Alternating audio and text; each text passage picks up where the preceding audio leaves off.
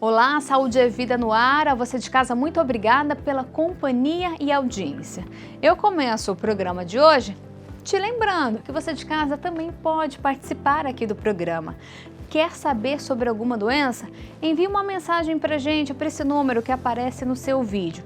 Você envia o tema e a gente vai atrás de um especialista para tirar todas as dúvidas. E é o que a gente fez no programa de hoje. Hoje nós vamos conversar com o Dr. Fernando Medina, ele que é oncologista e já está aqui na tela comigo. Ele vai falar um pouquinho sobre hepatite e a relação com o câncer de fígado. Doutor, obrigada, viu, por aceitar o nosso convite, participar aqui mesmo à distância, assim, tirar todas as dúvidas minha e do pessoal de casa. Perfeitamente, eu que agradeço a oportunidade de estar conversando aqui na TV Câmara, que é um programa extremamente importante, é saúde e vida, é vida, e que eu tenho certeza absoluta que vai ter uma repercussão importante, porque o assunto é um assunto muito importante para a saúde pública de uma maneira geral. Doutor, eu falei logo agora na abertura do programa que a gente vai falar sobre hepatite e a relação que tem aí com o câncer de fígado. Mas para a gente começar, o que é a hepatite? Hepatite é um termo genérico que é a inflamação do fígado, que é um órgão extremamente importante na economia do corpo humano, porque ele é o laboratório onde é feita a fabricação de enzimas no nosso organismo. Então, o fígado ele é um órgão vital. Nós não podemos viver sem o fígado. Diferentemente do rim, por exemplo, que nós temos dois, podemos ficar sem um deles. O fígado inflamado, o nome é hepatite, e principalmente hoje a nossa preocupação são as hepatites virais. Nós temos a hepatite A, a hepatite B, hepatite C e a hepatite D. O mais importante para nós, que temos a preocupação com o câncer de fígado, é exatamente a hepatite B e C. Elas são mais graves? Por que essa preocupação, doutor? Qual que é a diferença dessas hepatites A, B, C e D? Sim, a hepatite A é uma hepatite que a gente adquire através de alimentos ou água contaminada. Ela é muito comum, principalmente na infância e no adulto jovem.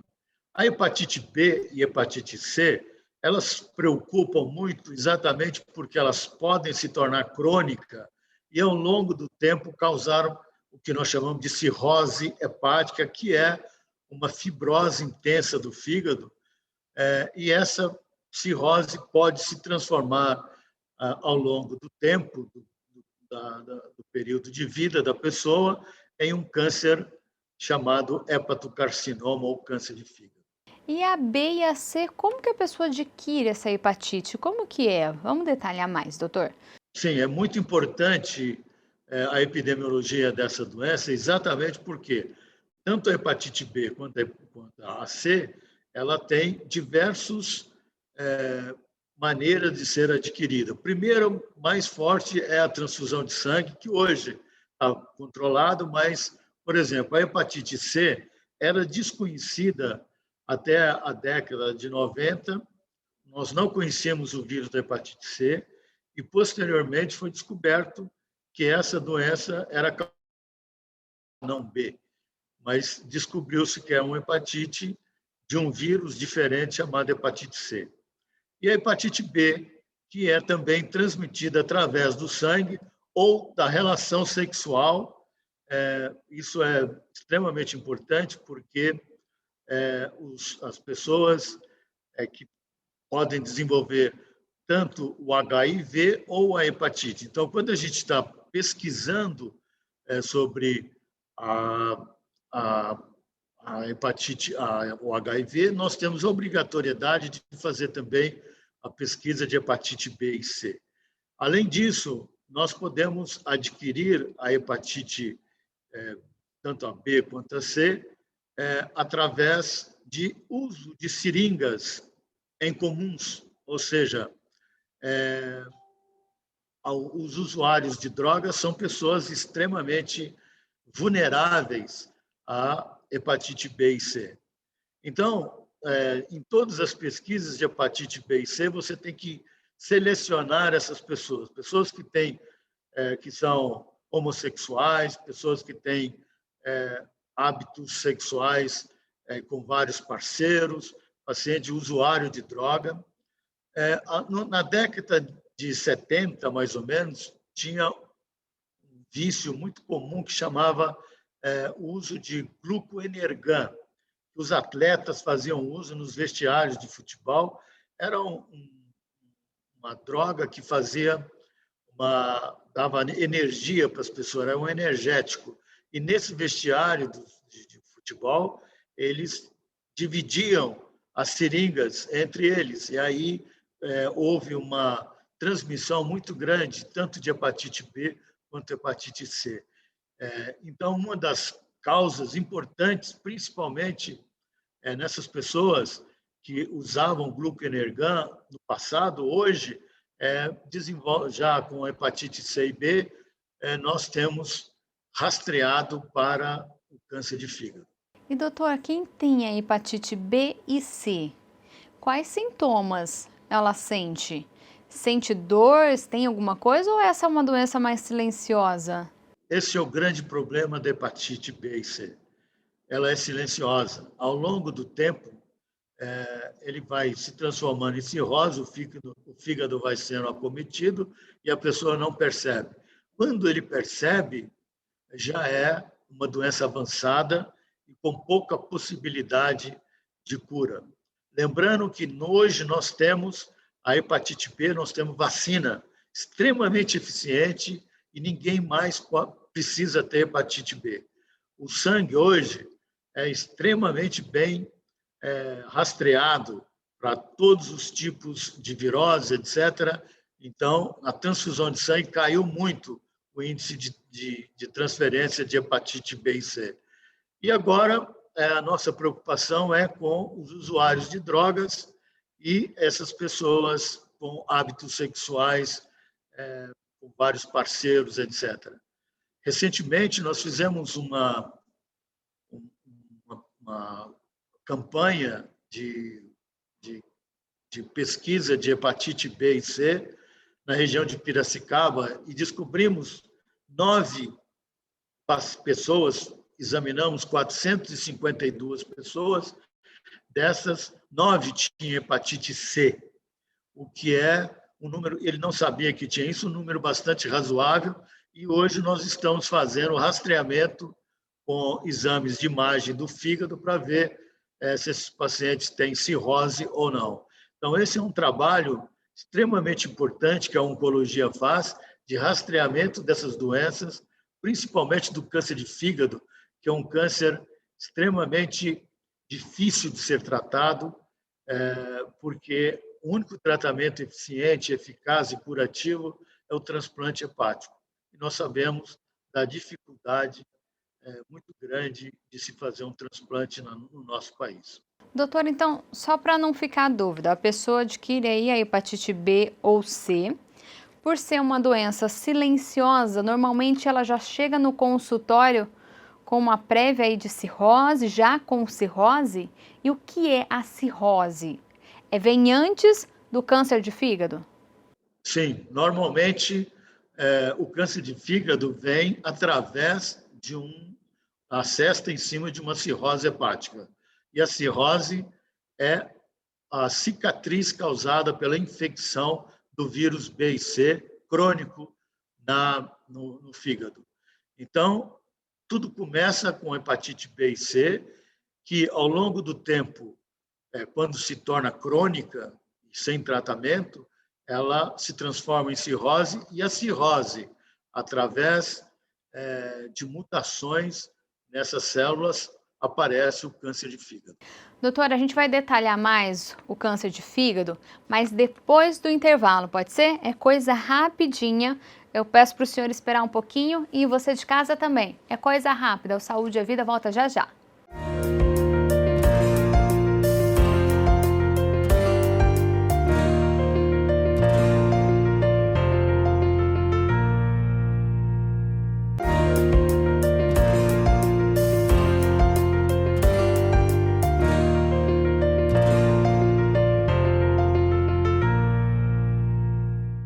Saúde é Vida de volta e a gente está conversando com o oncologista Fernando Medina.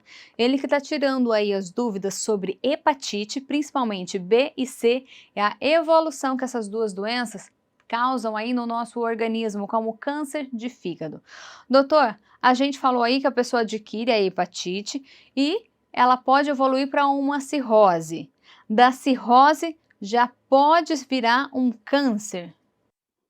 Sim, o câncer de fígado é o tumor que aparece, se acessa em cima da cirrose causada pela infecção por hepatite B e C. O câncer de fígado ele é muito comum no mundo inteiro, principalmente na Ásia e na África. Aqui no Ocidente, ele é um pouco mais raro e tem diminuído de incidência com o aparecimento da vacina para hepatite B e o tratamento muito eficiente da hepatite C.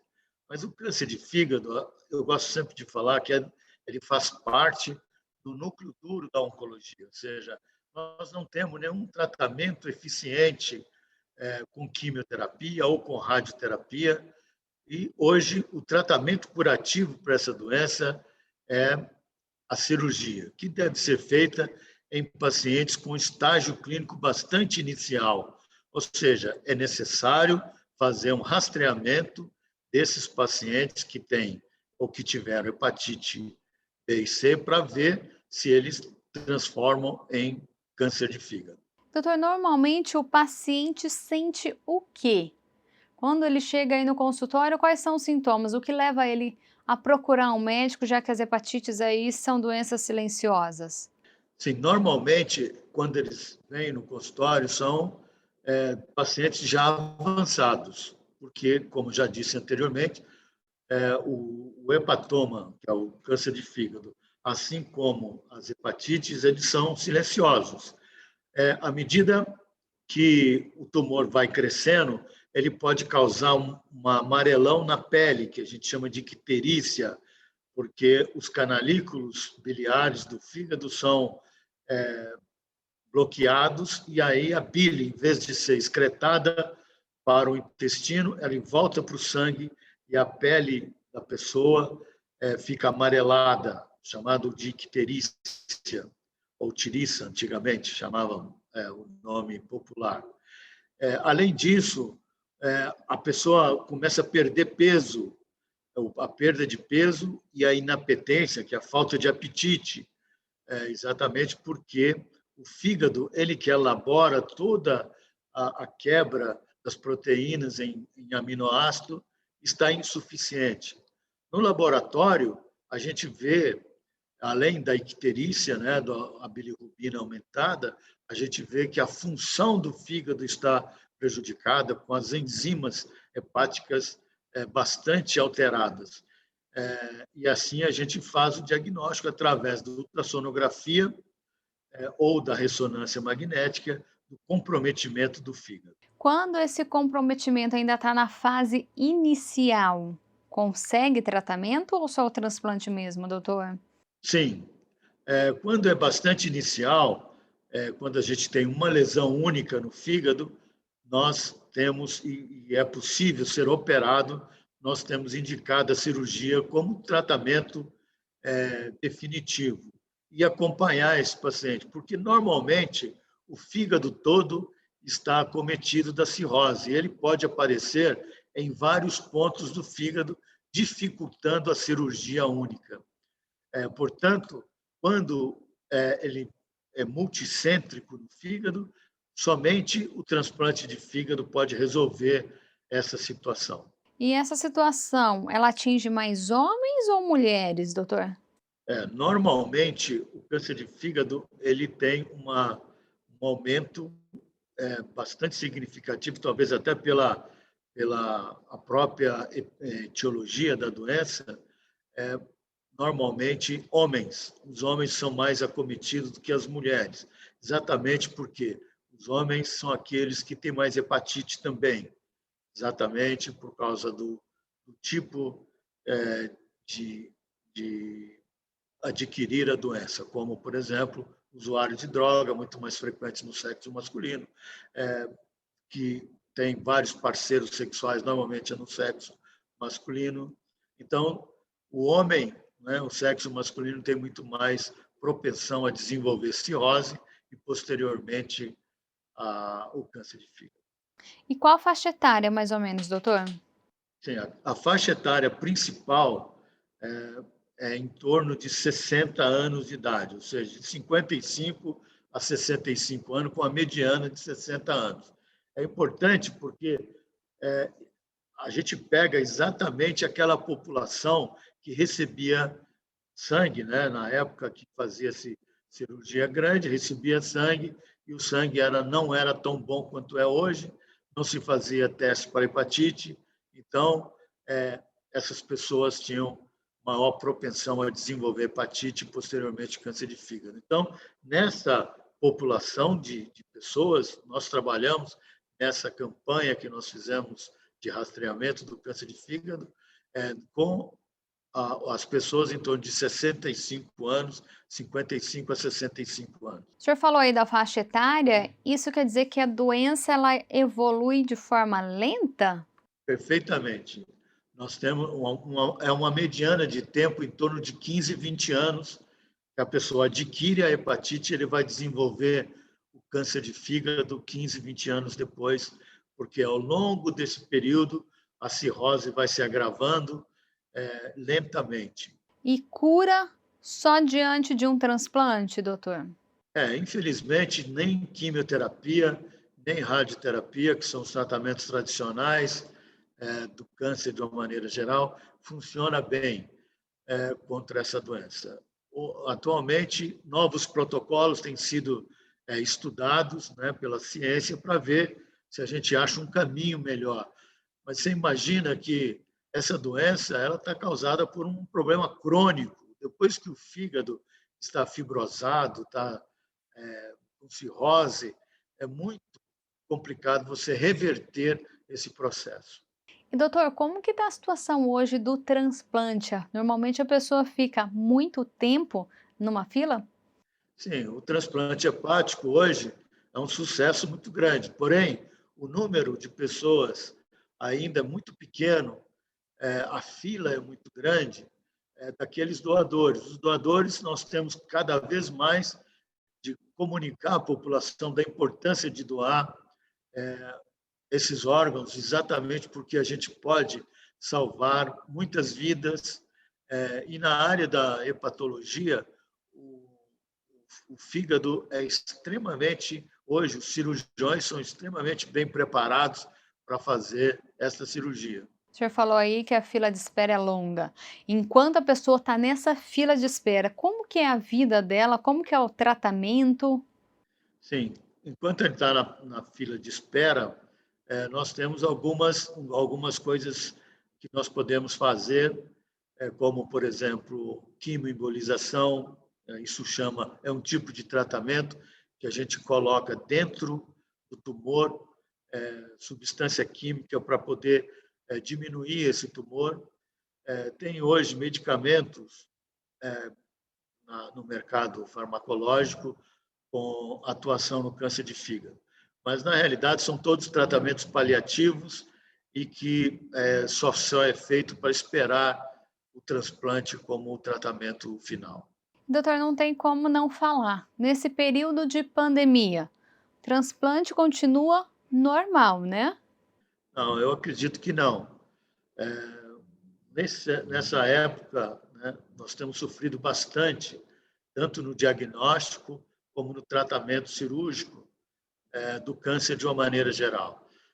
Infelizmente, o diagnóstico, nós, por exemplo, na mamografia, nós perdemos 45% das mulheres deixaram de fazer mamografia, 50% deixaram de fazer colonoscopia, muitos pacientes com tratamento atrasado, exatamente porque na pandemia os centros cirúrgicos estão fechados, as cirurgias de eleição estão fechadas, eletivas. Isso fez com que esse ano inteiro nós tenhamos uma diminuição do diagnóstico de câncer em mais de 40%.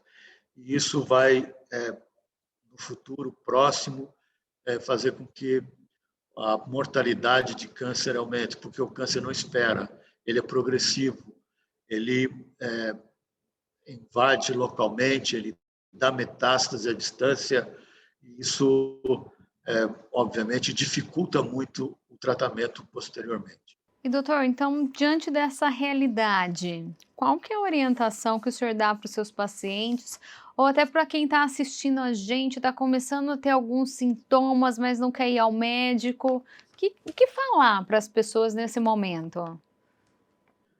De não ter medo, porque o câncer é uma doença que tem cura, que tem jeito, que tem solução. E as pessoas têm que perder o medo de buscar médico, né? Isso tem melhorado bastante, exatamente por causa da imprensa, da internet, chamar atenção para pelo fato de que o câncer é progressivo e tem que ser tratado rapidamente. Aqueles casos mais complicado, principalmente nesse mês que passou, em que os centros cirúrgicos estavam fechados para cirurgias, isso realmente a população não tem como evitar. Mas temos certeza absoluta que agora, com a queda do número de pacientes que têm procurado os hospitais, as cirurgias voltam a ser feitas e nós possamos melhorar as condições dos pacientes com câncer.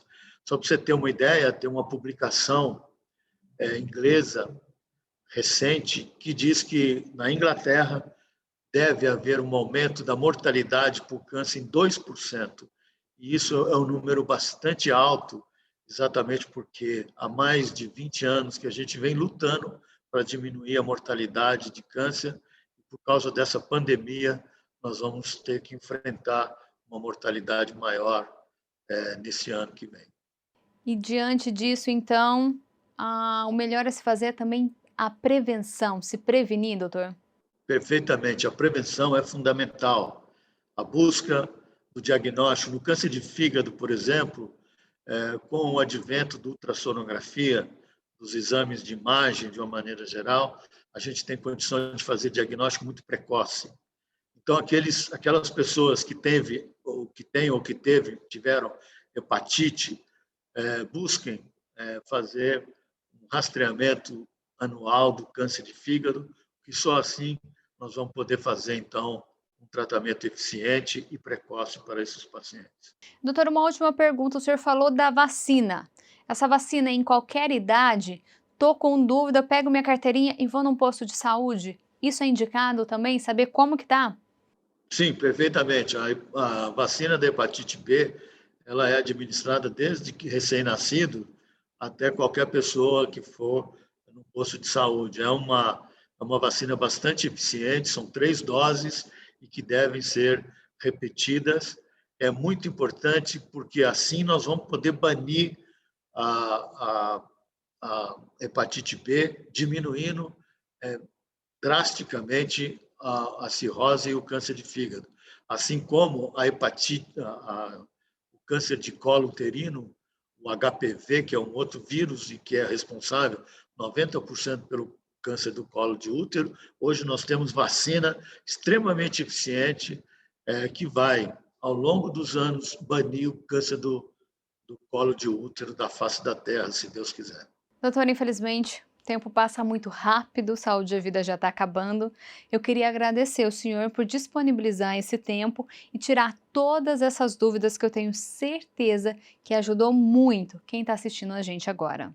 Eu que agradeço à TV Câmara, ao programa Saúde e Vida, pela oportunidade de estar discutindo esse assunto importante e que hoje em dia a gente só vê falar da pandemia e nós temos que levar em consideração outras doenças que são importantes para a saúde pública de uma maneira geral.